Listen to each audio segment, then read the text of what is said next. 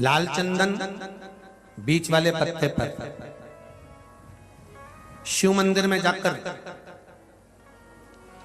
जहां पर शिव मंदिर में ये शिवलिंग है,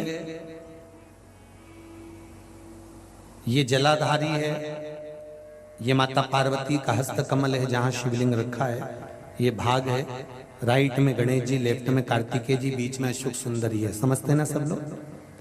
ऊपर से जो बूंद बूंद पानी गिर रहा है, शंकर भगवान की 5 लड़कियां हैं, जया, विषहरा, शामरी बारी, दौतली और देव। शंकर भगवान के 13 बच्चे हैं। उस 13 बच्चे में से 5 कन्याएं शिव जी के ऊपर है। पांचों का नाम आप सब बोलेंगे, जया, विषहरा, शामरी बारी, दौतली और देव। ये शिव जी की 5 लड़कियां जो शिव जी के ऊपर एक एक बूंद पानी गिरा रही हैं, जो जलाधारी लगती है और शिव जी की 5 बेटियों के नाम से लगती है। शंकर भगवान की 6 नंबर की बेटी अशोक सुंदरी है। जहां से जल बहता है बीच में एक मोटी सी लाइन रहती है, वो शिव जी की छोटी लड़की है अशोक सुंदरी। जहां शिवलिंग रखा हुआ है, गोल जो भाग होता है वो माता पार्वती जी का हस्त कमल। राइट में गणेश जी, लेफ्ट में कार्तिकेय जी, जहां से पानी बह रहा होता है। पानी गिरने के बाद में जितनी दूर तक मंदिर के फर्श से निकलकर जितनी दूर तक जाता है, वहां 33 कोटि देवी देवताओं का निवास होता है। इसलिए शंकर जी के जल को लांघा नहीं जाता।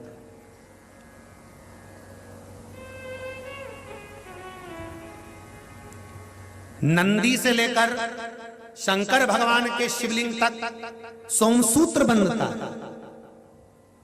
क्या बनता है? सोमसूत्र। शिव जी का जहां नंदी होता है, इस नंदी से लेकर जहां शंकर भगवान का शिवलिंग रखा होता है, यहां एक सोने का तार,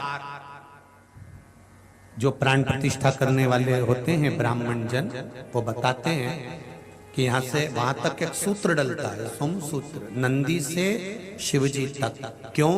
कि हम अगर नंदी के पास बैठकर कोई बात अपने दिल की कहें तो शंकर जी तक वो बात पहुंचे, उसको सोमसूत्र वहां से लेकर वहां तक।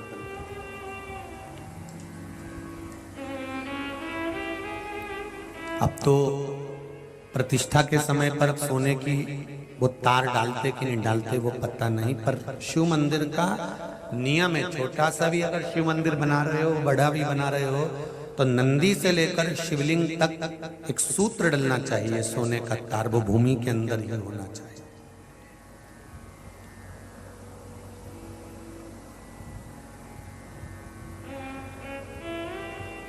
वो भूमि के अंदर हो। जब फर्श लगे तो उसके अंदर कि यहाँ नंदी बैठेगा, तो यहाँ से लेके यहाँ तक शिव जी है, यहाँ से यहाँ तक एक तार डाल दिया, एक सूत्र बांध दिया। वो सूत्र क्या काम करता है? सोम सूत्र की प्रामाणिकता क्या है? क्या कार्य करेगा वो? तो वो एक कार्य करता है।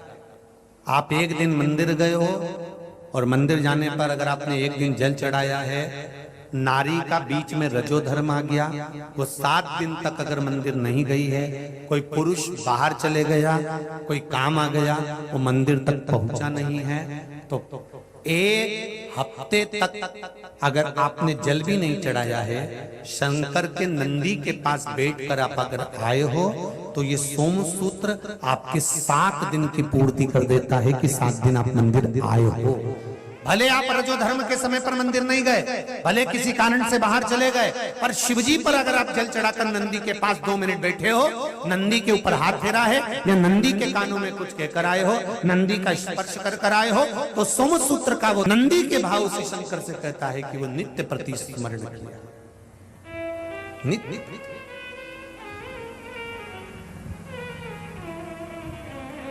महाराज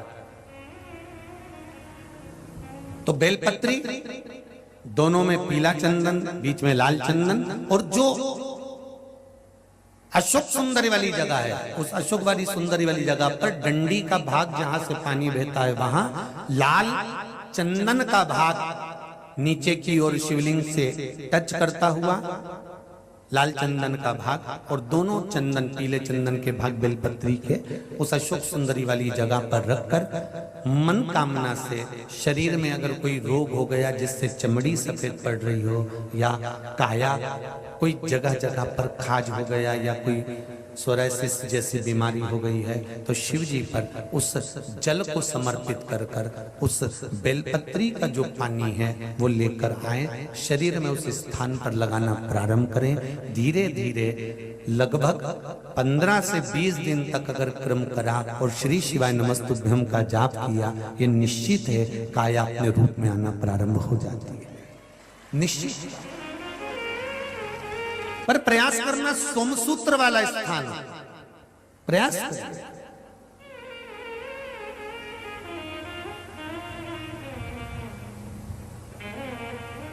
उच्चारण एक ही करना है आपको उस समय पर जल चढ़ाते समय, षडाक्षर मंत्र का उच्चारण। षडाक्षर मंत्र को सब बोलेंगे साथ में, चालू हो जाइए। ओम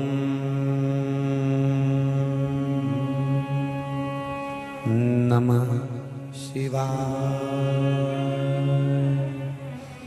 ओम नमः शिवाय,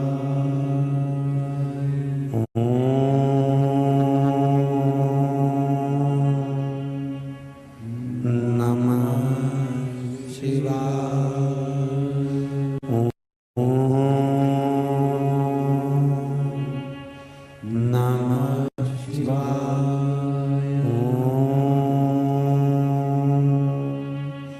नमः शिवाय, षडाक्षर मंत्र का जाप करेंगे। जल चढ़ाते समय सेमरी हरचंद की कथा में कहा था, रायसेन की कथा में वर्णन किया था, और हाले कोसा में जो साहू परिवार ने कथा कराई थी उसमें वर्णन किया था कि सूर्य नारायण भगवान को हम जब जल देते हैं, जल की धार एकदम पतली चलना चाहिए, एकदम पानी उंडेल कर नहीं आना, थोड़ा धीरे धीरे स्लो। जिस माता के या किसी भाई के तन पर पूरे स्थान में अगर कहीं कैंसर की गांठ भी बता दी है, और अगर आप सूर्य नारायण भगवान को प्रातः के समय पर उसको देखकर जल में सूर्य की किरणों को देखकर जल छोड़ रहे हैं, सूर्य को अर्घ दे रहे हैं, और वो जल की धार आपके कैंसर वाली जगह पर या गांठ वाली जगह पर उस सूर्य की किरण पानी में से आपके उस स्थान पर पड़ रही है जहां पर गांठ है, तो आप 1 या 2 महीने तक लगातार जल चढ़ाएंगे। उसके बाद जाकर जांच कराइए, गांठ धीरे धीरे गलना प्रारंभ हो गई होगी। सूर्य के अर्घ में वो बल होता है।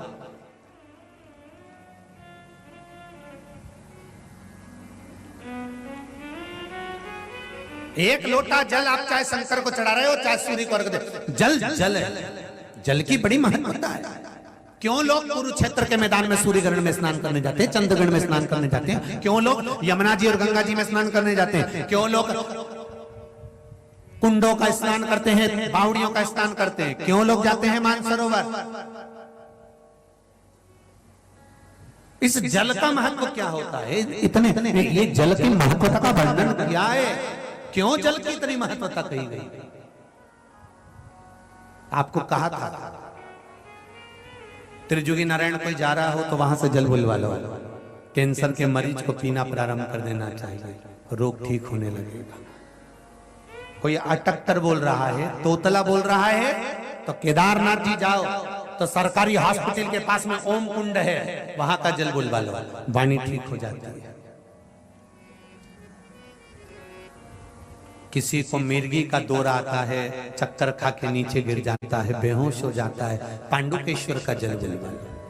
कोई मदिरा का पान करता है, शराब का नशा नहीं छूट रहा, बहुत प्रयास कर लिया, तो शिव पौड़ी का जल बुलवा लो। हमारे भारत की भूमि पर ऐसे ऐसे कुंड हैं, ऐसी ऐसी बावड़ियां हैं जहां के जल का बड़ा महत्व है। शिव महापुराण में कि जिस आसन पर बैठकर हम पूजन करते हैं, उस आसन की महत्वता जरूर जानना। किसी दूसरे के आसन पर बैठकर अगर हम तप करते हैं, साधना करते हैं, पूजन करते हैं, तो जिसका वो आसन रहता है अपनी साधना का पूरा फल उस आसन वाले के पास पहुंच जाता है। इसलिए पूजन करते समय अपना खुद का आसन होना चाहिए, और अगर आसन नहीं है तो भगवान शंकर का नाम लेकर बैठो और शिव की पूजन कर कर स्मरण कर कर फिर जाइए, पर दूसरे के आसन पर बैठकर तब साधना नहीं करना।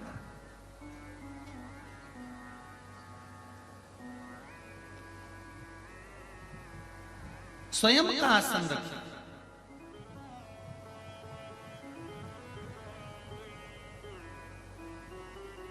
आसन की भी बड़ी महत्वता होती है।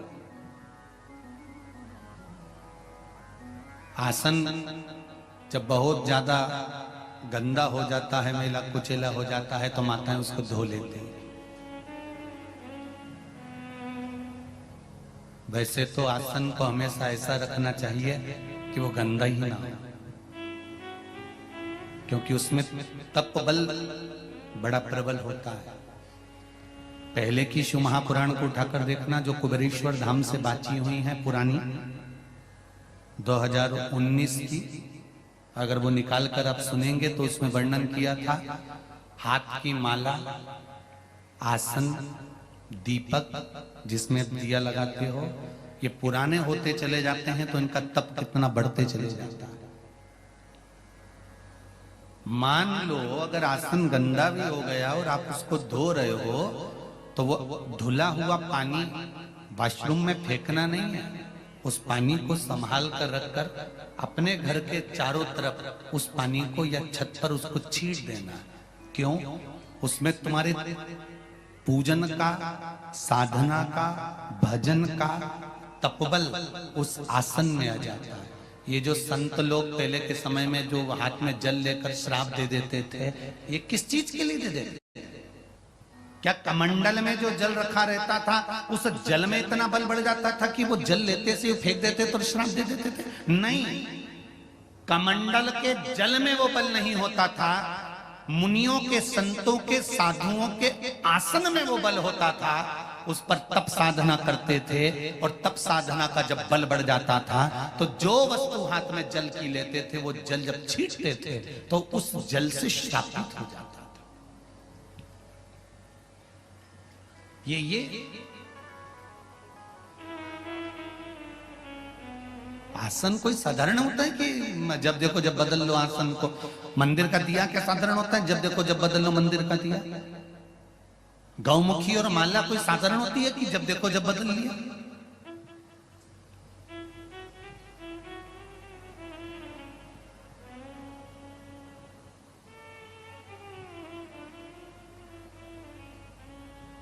जैसे माला की मूलता है, तुलसी की माला अगर आप जप रहे हो तो उसमें मन का रुद्राक्ष का नहीं होना चाहिए। रुद्राक्ष की माला अगर बनी हुई है तो उसमें कोई मन का तुलसी का नहीं होना चाहिए। मोती की माला से अगर आप जाप कर रहे हो तो उसमें पन्ने का मन का नहीं होना चाहिए। अगर शंख की माला से जाप कर रहे हो तो उसमें रुद्राक्ष नहीं होना चाहिए। आप जिस माला से जप कर रहे हो वो माला के सारे मन के एक जैसे होना चाहिए। अगर तुलसी के हैं तो तुलसी के, रुद्राक्ष के हैं तो रुद्राक्ष के, शंख के हैं तो शंख के, मोती के हैं तो मोती के, पन्ना के हैं तो पन्ना के, जिस चीज के भी वो मन के हैं वो मन के एक जैसा होना चाहिए। उसमें अगर मन का बदल गया तो तुम कितनी भी माला जप लो उसका फल प्राप्त नहीं होता।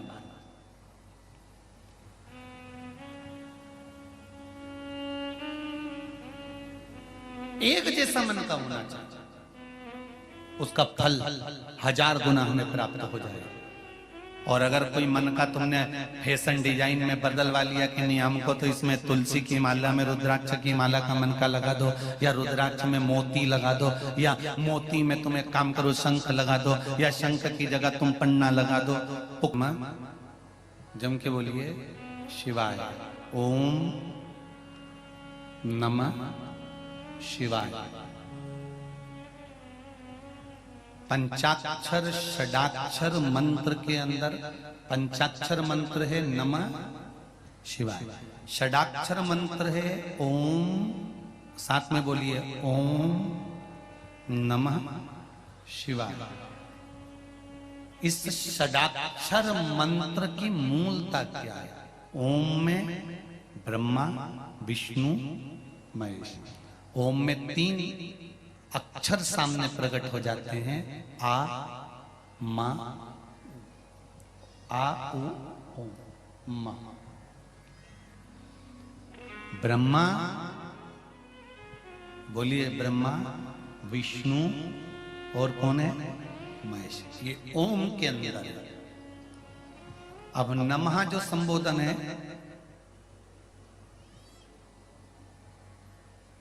उस नमः संबोधन में शांति और पुष्टि समाई हुई है। शांति और पुष्टि समाई हुई है।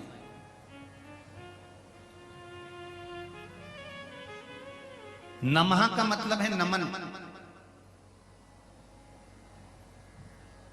ब्रह्मा विष्णु और महेश ये ओम हो गए और हम इनको नमन करते हैं।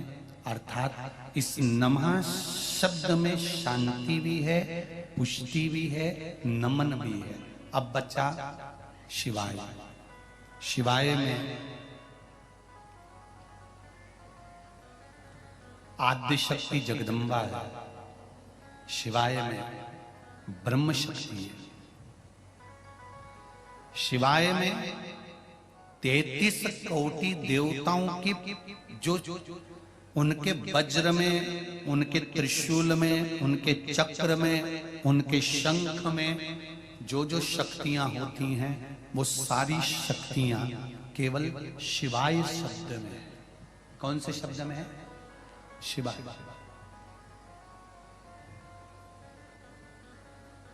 केवल शिवाय शब्द। अब जरा विचार करिए, षडाक्षर मंत्र ओम नमः शिवाय। सब बोलिए ओम नमः शिवाय, ओम नमः नमः। इस षडाक्षर मंत्र में 33 कोटि देवताओं का संपूर्ण बल समाहित होता है।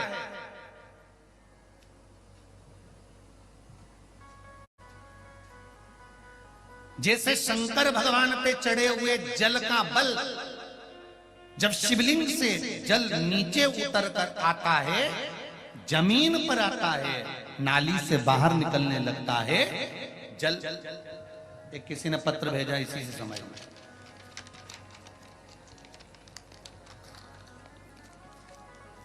ये शिवलिंग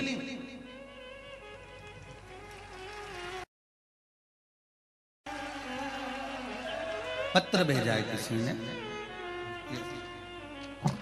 ये शिवलिंग, इसका चढ़ाया हुआ जल जब बहता बहता बहता बहता अंतिम छोर पर आता है, इस पीठ के अंतिम छोर पर आता है, और अंतिम छोर पर आने पर उस जल का मात्र नयन पर स्पर्श ही कर लेना सारी इंद्रियों को केंद्रित कर देता है। मात्र स्पर्श कर देना।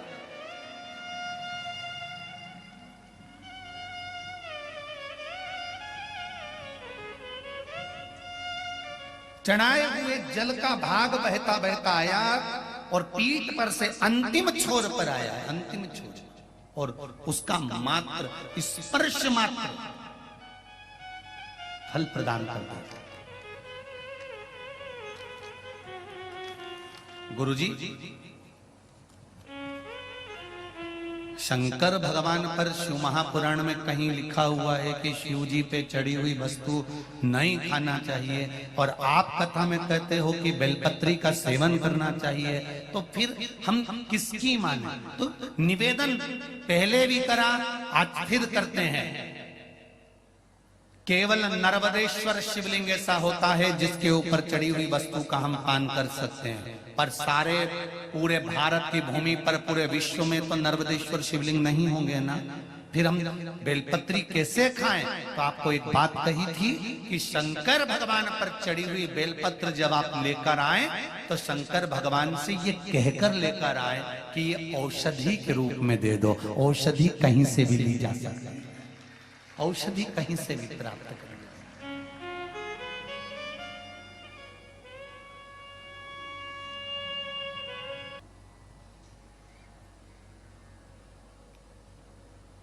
क्यों? ये आने वाली पाश्चात्य सभ्यता, आज के जमाने में तो रसोई घर है, रात को ऐसे कैसे बंद कर दिया, झूठे बर्तन ले जाके पटक दिए, बाद बेसिन के अंदर ले जाकर पटक दिए मंजोटा में, और बस दरवाजा बंद किचन का, और किचन का दरवाजा बंद होने के बाद सवेरे से उठ के आई बकासी भरती रही, मुंडा भी नहीं धोया और लाइटर से गैस चालू करा, चाय माय उकाल उकुल के वो लेके जाए। अब कई लोग कहते हैं गुरुजी कि घर में कमाई अच्छी है, पैसा अच्छा है, सब परिवार अच्छा है, सब भाई कमा रहे हैं, सबकी माताएं जानती हैं, सबकी पत्नियां जानती हैं कि हमारा पति कमा रहा है, सबके बच्चे अच्छे हैं, परिवार अच्छा है, धन अच्छा है, गाड़ी बंगला खूब है, फ्लैट अच्छा है, मकान अच्छा है, रिश्तेदार अच्छे हैं, सब कुछ है घर में, पर शांति क्यों नहीं है? उसका एक कारण है, पहले होता था रसोई घर, अब हो गया किचन। किचन का मतलब किच-किच घर। रसोई घर और किचन में अंतर है। रसोई घर में रोज भोजन के बाद में पोछा लगता था, या भोजन बनने से पहले सुबेरे माताएं एक कपड़ा गीला कर कर पोता लगाती थी, उसके बाद में चूल्हा जलाती थी। आज के जमाने में तो बिना नहाए, बिना मुख धोए, भले तुम बिना नहाए तुम अपनी जगह पर हो गए, हो सकता है तुम्हारी नींद ना खुलती हो, लेट खुलती हो, पर जब भी रसोई घर में चाय की हंडी चढ़ाओ, चाहे तुम चाय बनाओ, सबसे पहले अगर गैस चालू कर रहे हो, अग्नि को प्रकट कर रहे हो, रसोई घर में भोजन बना रहे हो, तो पहले उस रसोई घर में भोजन से 3 दोष उत्पन्न होते हैं। उस 3 दोष को मिटाने के लिए पहले एक कपड़ा गीला कर कर, भले पत्थर क्यों ना है, उसको पोंछ देना चाहिए, तो 3 दोष समाप्त हो जाते हैं। घर में से क्लेश, अशांति समाप्त हो जाता है। भोजन में 3 दोष होते हैं। पहला जाति दोष, दूसरा निमित्त दोष, तीसरा आश्रय दोष। कौन कौन से 3 दोष हैं? पहला जाति दोष, दूसरा निमित्त दोष, और तीसरा आश्रय दोष।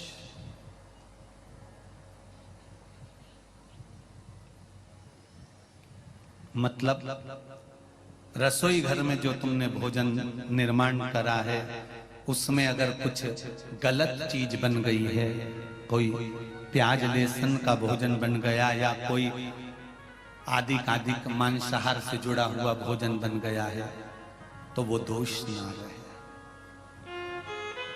दूसरा, भोजन जो बनकर तैयार हुआ है, उस भोजन पर घर में 4-5 माताएं रहती है, तो कोई ना कोई रजस्वला होती ही रहती है। किसी ना किसी को रजो धर्म तो रहता है, कोई का कभी रजो धर्म आता है, कोई का कभी रजस्वला धर्म आता है, किसी का कभी रजस्वला धर्म आता है। तो भोजन जो बनकर रखा हुआ है या भोजन बन रहा होता है, उस भोजन पर रजो धर्म धारण करने वाली स्त्री की अगर दृष्टि पड़ रही है, या उसका कोई हाथ लग गया है उस भोजन बनते हुए वस्तु में, तो उसका दोष समाप्त हो जाए। तो दूसरे नंबर पर आता है निमित्त दोष, और तीसरा दोष आता है आश्रय दोष। अपन कहां से चलकर आए और रसोई घर में प्रवेश कर कर अपन ने भोजन बनाया, अपने पांव की पादुका या अपना चरण में जो रज कहीं बाहर की गलत आकर प्रवेश कर गई है, तो वो दोष ना रहे। इसलिए भोजनशाला में भोजन बनाते समय और भोजन बनाने के बाद अगर तुम सुबेरे सुबेरे पोछा नहीं लगा सकते, तो रात्रि में जब तुम्हारा भोजन पूर्ण हो जाए, या सुबेरे का भोजन जब तुम्हारा पूर्ण हो जाए, उसके बाद में एक कपड़ा लेकर उस भोजन के प्लेटफॉर्म को, उस रसोई घर में जहां अन्नपूर्णा निवास करती है, उस रसोई घर में अगर पूरे परिवार को एक जैसा लेकर चलना है, अशांति नहीं चाहते हो, भाइयों में क्रोध नहीं चाहते हो, पूरा परिवार प्रेम से रहना चाहता है, तो धन से ज्यादा उस पोछे पर ध्यान देना पड़ेगा कि भोजन होने के बाद एक कपड़ा फेरा जाए।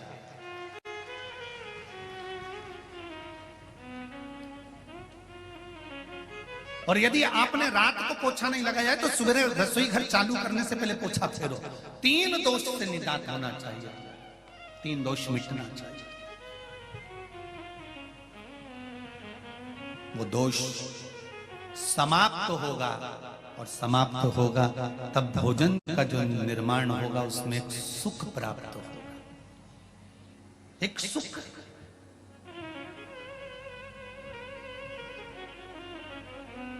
और भोजन बनाते समय आपका चित्त, वृत्ति, मन तीनों भगवान के उस भोजन भाग में होना चाहिए। हिटलर की एक बात याद रख लें,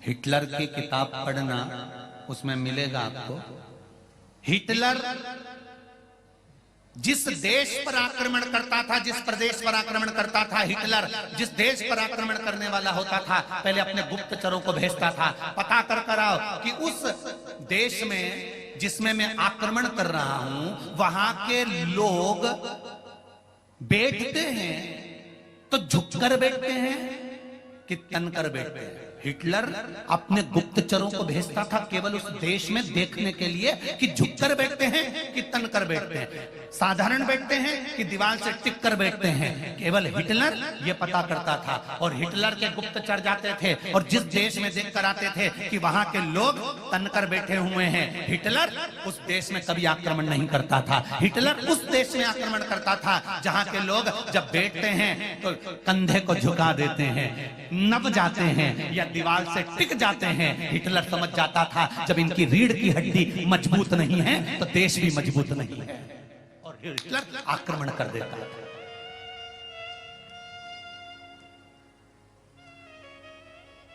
हिटलर उस देश पर आक्रमण कर देता जिसकी रीढ़ की हड्डी मजबूत नहीं। इसलिए हमारा शास्त्र कहता है, हमारा योग आश्रम कहता है, हमारा पतंजलि कहता है, हमारा योग कहता है, हमारे वेद और हमारे शास्त्र कहते हैं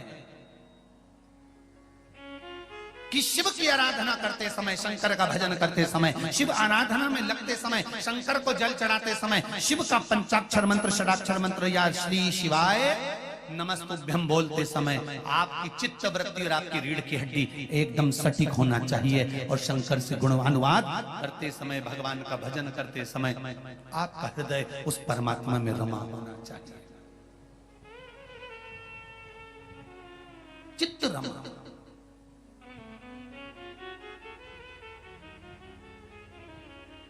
मजबूत करो अपने भजन को। ओम नमः शिवाय। ओम नमः शिवाय। ओम नमः शिवाय। आप अपना कर्म करते जाओ, आप भगवान का भजन करते जाओ, आप स्मरण करते जाओ, आगे उसकी मर्जी, वो क्या देता है महाराज उसको मालूम है। जितना जिसके भाग्य में होता,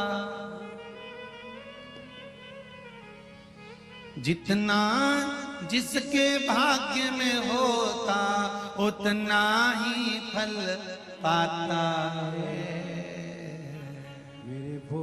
फल देना मेरे शिव के हाथ में है, मेरे ठाकुर के, मेरे राम के, मेरे कृष्ण के। जिसके पास पहुंचकर श्राप भी फलीभूत हो जाए, कुछ अच्छा कर जाए तो समझ लो वो साधारण नहीं हो सकता।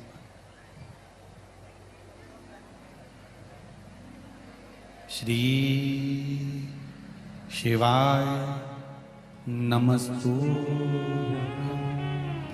श्री शिवाय नमस्तुभ्यं श्री शिवाय नमस्तुभ्यं श्री शिवाय नमस्तुभ्यं श्री शिवाय नमस्तुभ्यं शंभो शरणे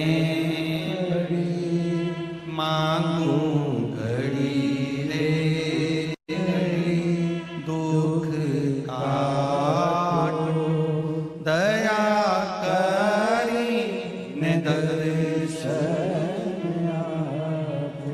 शिव कथा कह रही है महाराज, आप चित्त वृत्ति से जो भगवान का भजन करते हो उसका फल अवश्य प्राप्त होता है, ये निश्चित है।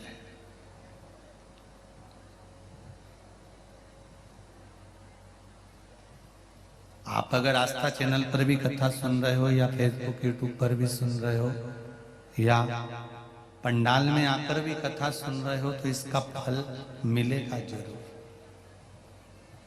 निश्चित है।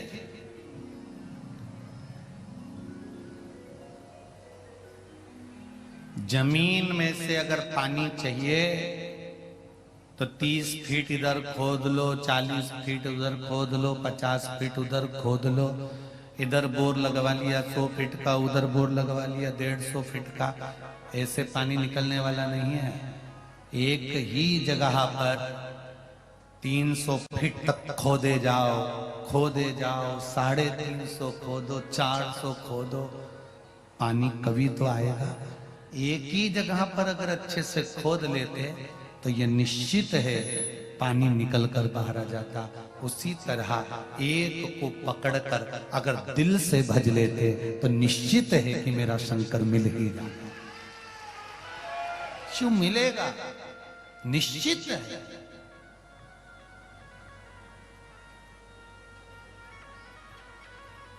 उसको पाना कठिन नहीं है। तारकासुर ने एक वर मांगा था और तारकासुर ने वर मांगा था कि अगर मरूं तो शंकर भगवान के पुत्र द्वारा मरूं। शिव के पुत्र द्वारा, भगवान शंकर के पुत्र द्वारा मेरे प्राण छूटना चाहिए। इंद्र कहते हैं मेरा आसन चले गया, सिंहासन चले गया, कोई कहता है मेरी सत्ता चली गई, कोई कहता है मेरा वैभव चले गया, कोई कहता है मेरा राशि ठाट चले गया, कोई कहता है मेरा यहाँ का राज्य चले गया। भगवान ब्रह्मा जी के पास जाकर कहा, ब्रह्मदेव ये बताओ कि ये तारकासुर मरेगा कैसे, क्योंकि तारकासुर ने इंद्र का सिंहासन भी ले लिया, तारकासुर ने देवताओं का सिंहासन भी ले लिया, अब ये सिंहासन वापिस मिलेगा कैसे?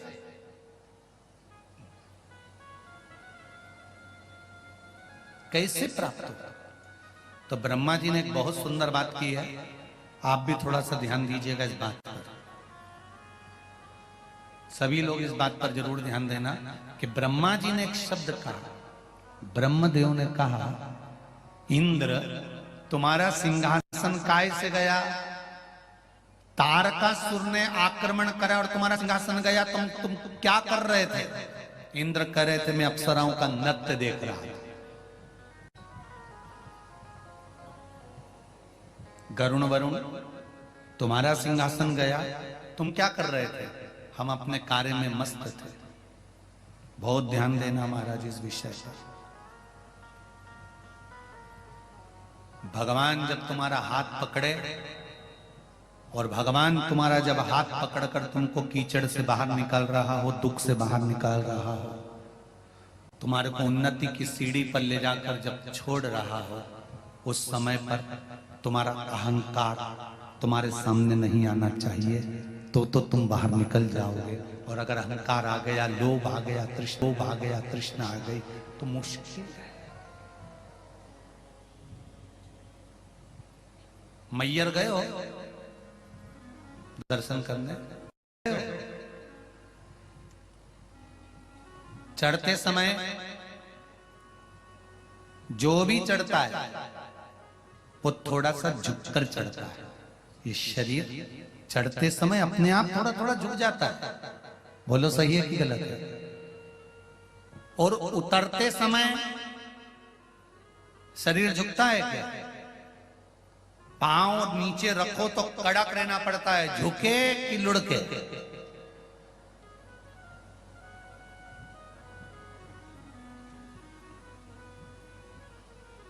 जितना जितना ऊपर चढ़ते जाओगे, माता रानी के दर्शन करने के लिए जितने ऊपर चढ़ते जाओगे, उतना शरीर को झुकाना पड़ता है और शरीर झुकता है। क्यों? क्योंकि उन्नति की सीढ़ी पर वही चढ़ सकता है जो जिंदगी में झुकना जानता है।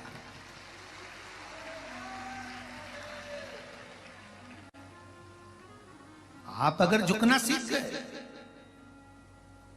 आपने अगर अपने शरीर को नम्रता का भाव प्रकट कर लिया, अपने हृदय में नम्रता का भाव प्रकट कर लिया, मैयर वाली माता के शिखर पर चढ़ रहे हो, मैयर वाली माता के ऊपर दर्शन करने जा रहे हो, शारदा भवानी का दर्शन करने जा रहे हो, चाहे सलकनपुर वाली माता का दर्शन करने बिजासन का जा रहे हो, चाहे देवास वाली माता का चामुंडा का दर्शन करने जा रहे हो, चाहे वैष्णो देवी का दर्शन करने जा रहे हो, चाहे ज्वाला देवी का दर्शन करने जा रहे हो, चाहे चिंतपूर्णी, चाहे मनसा, चाहे चामुंडा का दर्शन करने जा रहे हो, चाहे कालका का दर्शन करने जा रहे हो, ऊपर अगर माता का दर्शन करना है, ऊपर अगर चढ़ना है, तो शरीर थोड़ा सा झुककर चढ़ोगे, झुककर चलोगे तो ऊपर चढ़ते चले जाओगे। और अगर अकड़ में चढ़े तो थोड़ी देर में पीछे की पीछे टपक जाओगे।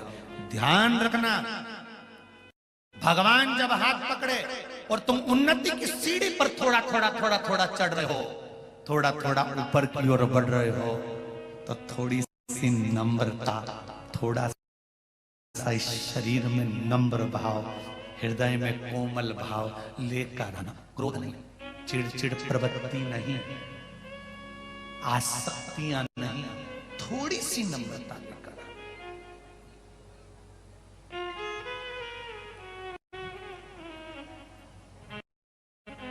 शरीर में सबसे पहले साथ छोड़कर जाते हैं दांत।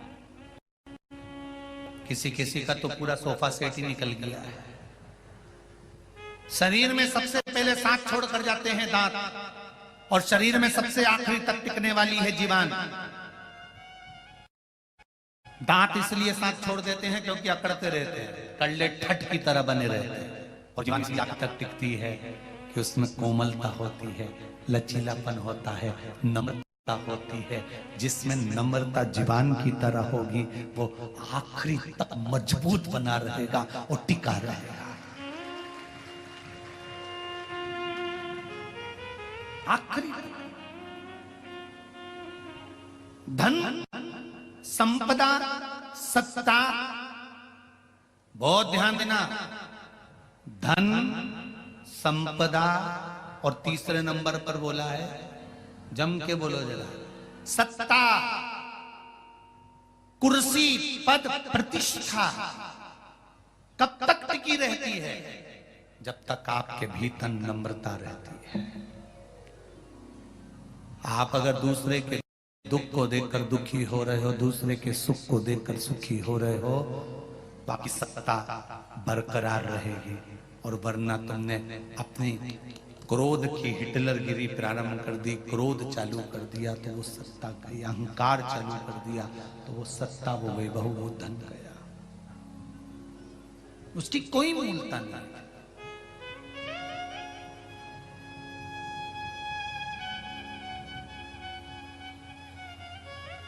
वो वैभव समाप्त हो गया, उसकी कोई मूलता नहीं। तारकासुर वर मांग रहे हैं, ब्रह्मा जी से वर मांगा तो वर ऐसा मांगा कि शंकर भगवान के पुत्र द्वारा मेरे प्राण छूटे, किसी और से मेरे प्राण ना जाए।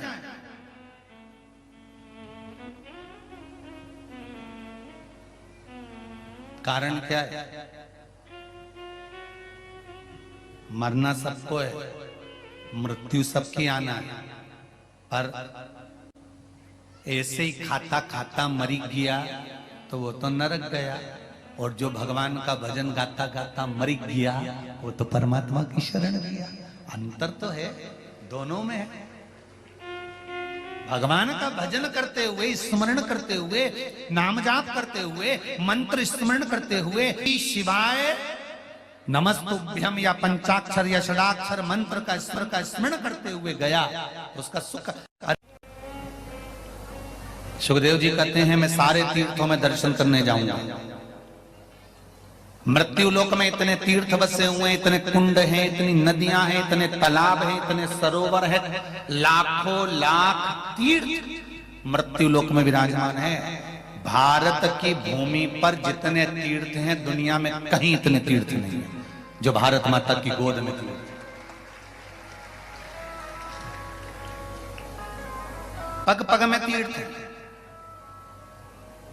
सुखदेव जी महाराज ने कहा जनक जी महाराज से कि आप मुझे गुरु मंत्र दे दो, मैं आपका शिष्य बन जाऊं और सारे तीर्थ घूमता फिरूं। तो जनक जी महाराज ने कहा अगर मैं तुझे गुरु मंत्र दे दूंगा वो मना नहीं है, पर गुरु मंत्र की एक दक्षिणा होती है, वो दोगे क्या तुम मुझको?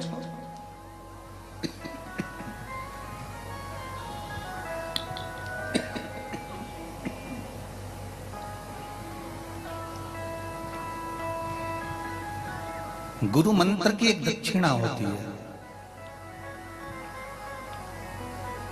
क्या आप मुझे वो दोगे? जनक जी ने जैसे ही कहा तो सुखदेव जी महाराज के मन में आया कि गुरुजी ऐसी कौन सी दक्षिणा मांगने वाले हैं। बोलो सुखदेव जी वो दक्षिणा देने को तैयार हो? सुखदेव जी ने कहा अगर मैंने गुरु मंत्र ले रहा हूं तो दक्षिणा भी दूंगा। बोलो क्या दक्षिणा देना पड़ेगा? तो सुखदेव जी महाराज से राजा जनक जी ने कहा कि तुम्हें सन्यासी नहीं बनना है, तुम्हें तपस्वी नहीं बनना है, तुम्हें साधु नहीं बनना है, तुम्हें संत नहीं बनना है। सुखदेव जी से कहा तुम्हें गृहस्थी बनना है, विवाह करो, शादी करो, घर में बच्चे हों, हमें गृहस्थ आश्रम धारण करना है। सुखदेव जी कहने लगे गुरुजी मैं तो गृहस्थ आश्रम में रहना नहीं चाहता, मैं गृहस्थ आश्रम में पढ़ना नहीं चाहता। जनक जी ने कहा साधु बनना सरल है, तपस्वी बनना सरल है, साधक बनना सरल है, गंगा नर्मदा यमुना के घाट पर एकांत में बैठकर भजन करना सरल है, पर गृहस्थाश्रम में पत्नी और बच्चों के बीच रहकर भगवान की एक माला जपना कठिन है। इसलिए सबसे बड़ा आश्रम है गृहस्थ आश्रम।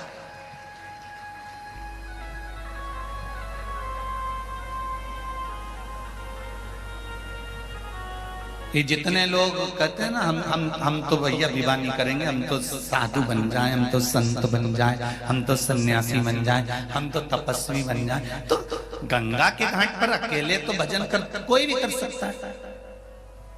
अकेले राम तो कहीं पे भी डोलते फिरो, कौन मना करे जी।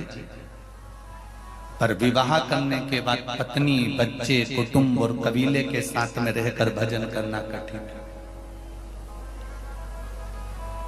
सुखदेव जी से कहा तुम्हें शादी करना पड़ेगा, और सुखदेव जी महाराज ने गुरु जी की आज्ञा मानी और पितरों की कन्या पीवरी के साथ में, जिन सुखदेव जी ने राजा परीक्षित को श्रीमद् भागवत कथा सुनाई थी, उन सुखदेव जी ने पितरों की कन्या पीवरी के साथ में विवाह किया। देवी भागवत में लिखा है, अगर किसी को विश्वास नहीं हो तो देवी भागवत पढ़ लेंगे।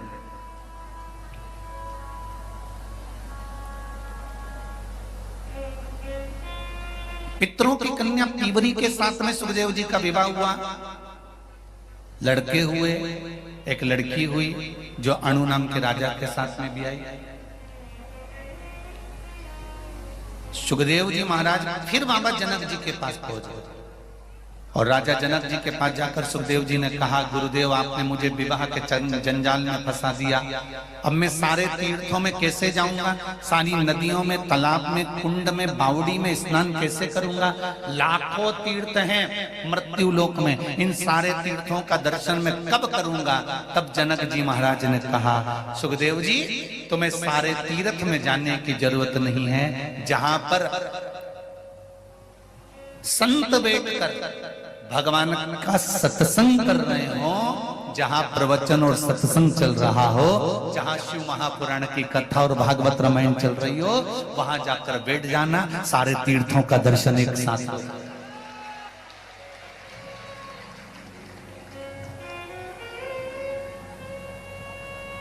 सागर वालों बहुत ध्यान से सुनना, और जितने लोग आस्था और मोबाइल पर कथा सुन रहे हैं वो भी सावधानी से सुनना। कि सारे तीर्थ जिस समय परशु महापुराण की कथा प्रारंभ होती है उस दिन से लेकर जिस दिन विराम होती है उस दिन तक सारे तीर्थ, सारी नदियां, सारे तालाब, सारे कुंड, सारी बावड़ियां, सब की सब जहां कथा होती है उस पंडाल में आकर विराजमान हो जाते हैं। उसके भीतर आ जाते हैं।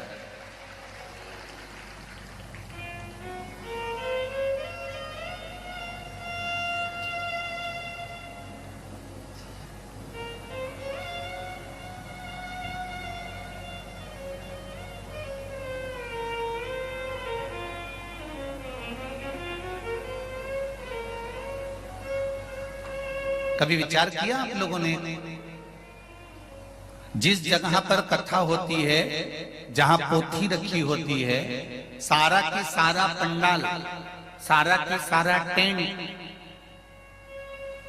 उसी पोथी के ऊपर जो टेंट लगा होता है उसी से जुड़ता हुआ क्यों चले जाता है?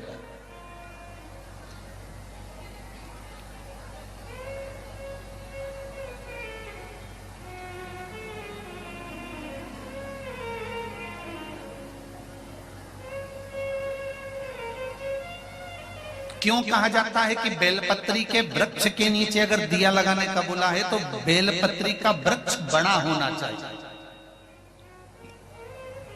छोटा सा बेलपत्री का वृक्ष और उसके नीचे तुम दिया लगा रहे हो तो उसकी छांव तुम्हारे ऊपर नहीं आएगी क्या? नहीं। तो बेलपत्री का वृक्ष बड़ा होना चाहिए, जिसके नीचे आप बैठ कर दिया लगाओ तो उसकी छत्र छाया रहना चाहिए। क्यों कहते हैं कि पंडाल में बैठकर जहां मौका मिल जाए, जहां जगह मिल जाए, पंडाल के भीतर बैठकर शिव महापुराण की कथा सुनना चाहिए। उसका कारण क्या है कि जो पंडाल बनता है वो शंकर भगवान की इस पोथी के ऊपर से चालू होता उससे जुड़ता 1 2 3 4 पीछे 5 साइड में 6 ऐसे बढ़ते जाए। जब एक दूसरे से जुड़ा होता है तो इसकी छत्र छाया अंत तक पड़ी रहती है, जहां तक आप बैठे। वो तो भीड़ बढ़ जाती है तो लोगों को, अब जैसे आज भी अपार भीड़ होने के कारण लोग भयंकर खड़े हुए हैं, उधर भी इधर भी और पीछे। पर फिर भी हम तो कहेंगे अगर कहीं मौका मिले, आपको जगह मिल जाए तो बैठने का भी प्रयास करना। फ्रिज में जो सामान रखा जाता है, फल रखे जाते हैं तो वो सड़ते हैं? अरे बोलो जल्दी से। नहीं। फ्रिज में दूध रख दोगे तो फटेगा? अरे पीछे वाले भी बोलो रे। नहीं।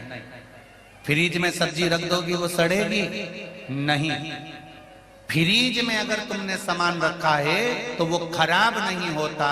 उसी तरह कथा सुनने जाओ तो पंडाल के अंदर बैठो, क्योंकि ये वो फ्रिज है जिसमें एक बार कोई पहुंच जाता है तो संसार में सड़ता नहीं।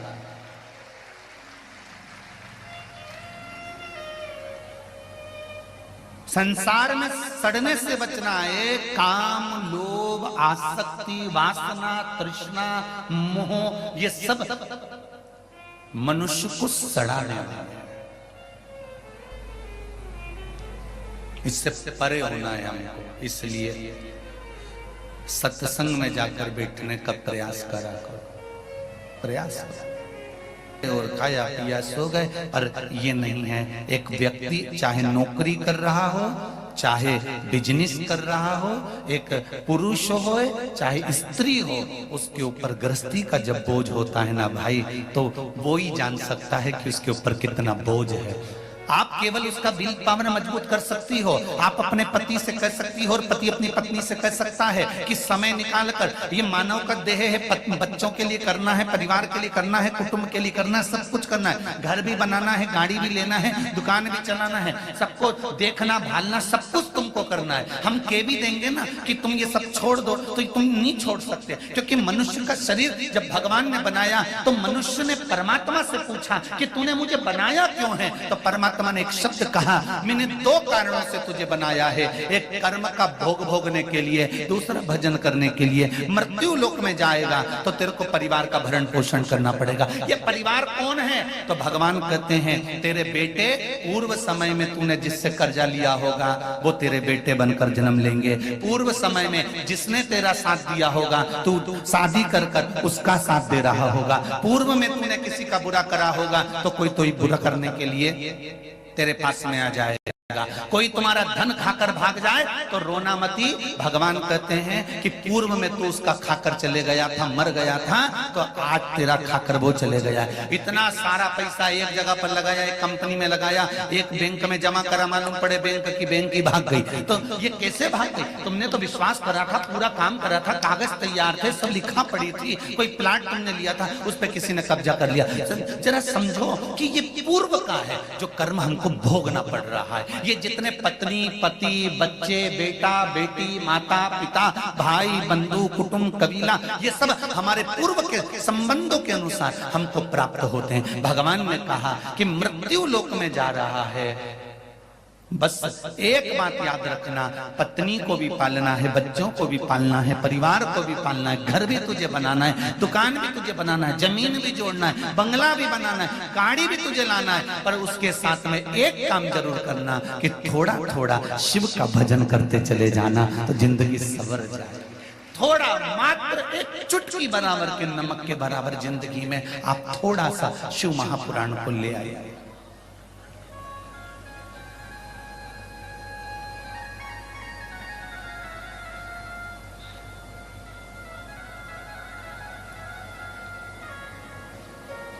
एक सिस्टर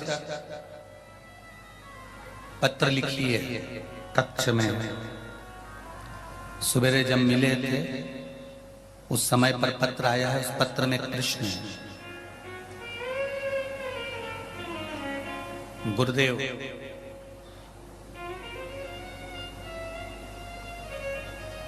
मैं हॉस्पिटल में नौकरी करती हूँ, सरकारी हॉस्पिटल में हूँ।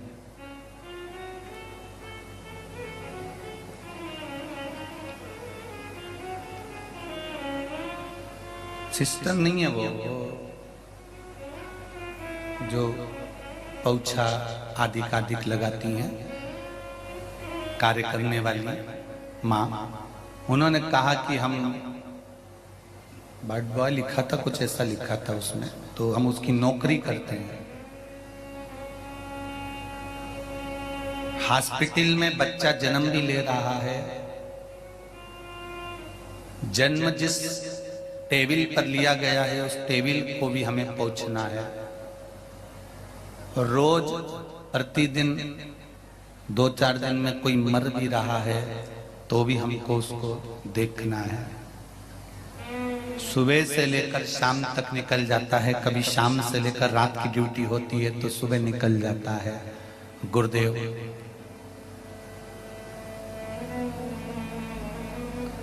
उस बीच में हम मंदिर नहीं जा सकते, पर हम घट की जिभ्या से श्री शिवाय नमस्तुभ्यम जपते हैं।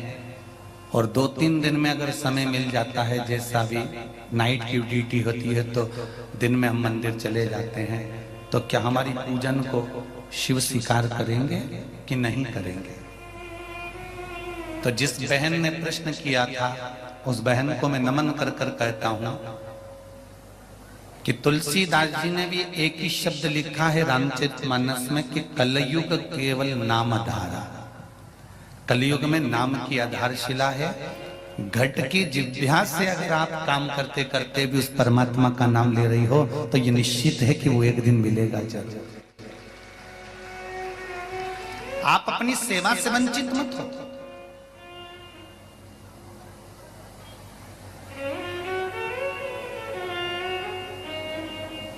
आप अपनी सेवा से वंचित मत हो।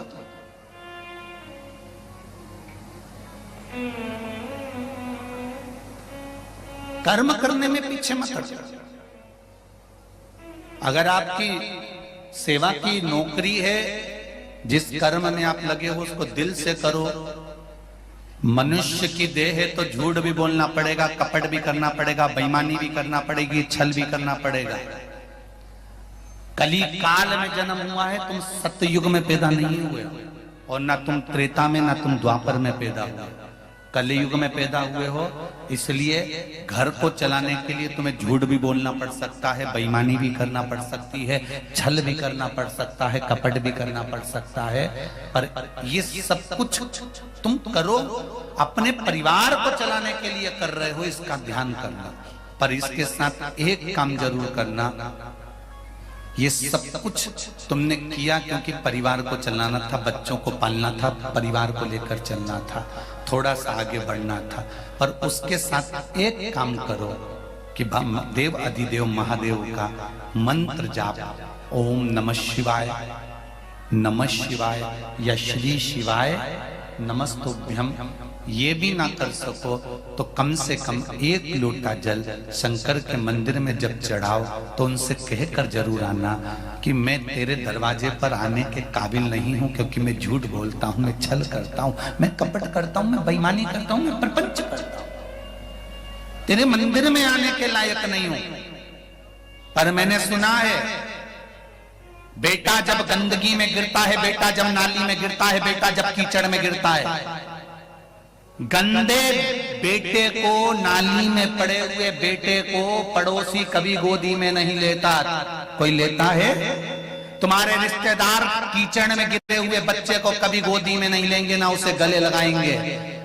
पर कीचड़ में गिरे हुए बच्चे को अगर गोदी में लेती है और लेता है तो उसका माँ और बाप लेता है। उसी तरह हम कितने भी बुरे हैं पर तू गोदी में लेगा, ये निश्चित।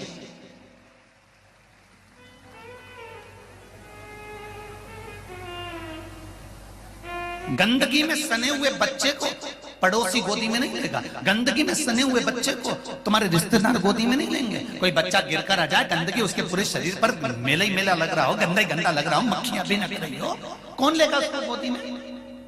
कोई नहीं। केवल एक माँ रहती है, गोदी में उठाया, लेकर चल दी, तुरंत उसका स्नान कराया, वॉशरूम में ले गई, कपड़े से पोंछा, उसके बाद भी कहती है रोना मती, मैं ले जा रही हूँ ना तुझे, चुप हो जा, बिल्कुल चुप हो जा। और माँ उसको गले से लगाकर, बाप उसको गले से लगाकर और वॉशरूम तक लेकर जाएगा, स्नान कराएगा, वापिस उसको क्लीन कर देगा, वापिस साफ कर देगा। वो बेकार कपड़े बाथरूम में पटक देगा धोने के लिए, अच्छे कपड़े बच्चे को पहना देगा। शरीर में अगर बदबू भी आ रही होगी तो थोड़ा सा पाउडर लगा देगा। उसी तरह मेरा भोलेनाथ है, जिंदगी में तुमने कपट करा, छल करा, बेईमानी करी, प्रपंच करा, सब कुछ करा, पर देव अधिदेव महादेव के मंदिर जाना मत छोड़ना, उसके दरवाजे जाना, जिससे वो बाप तुमको साफ कर सके, वो माँ तुमको क्लीन कर सके और भक्ति का पाउडर लगाकर तुम्हारे शरीर को फिर सुगंधित कर सके। उस माँ बाप का दरवाजा मत छोड़ना, उस माँ बाप का द्वार मत छोड़ना, परमात्मा की चौखट नहीं छोड़ना। कलयुग में आए हो, हम कह देंगे तुमको कि जिंदगी भर सत्य बोलो तो तुम सत्य नहीं बोल पाओगे। एक काम जरूर करना कि किसी के चेहरे पर प्रसन्नता जरूर दे देना, स्माइल।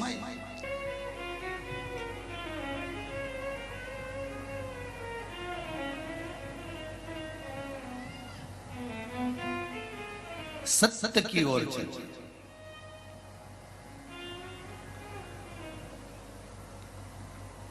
और जब सत्य की ओर चलोगे तो जीवन का सुख मिलेगा।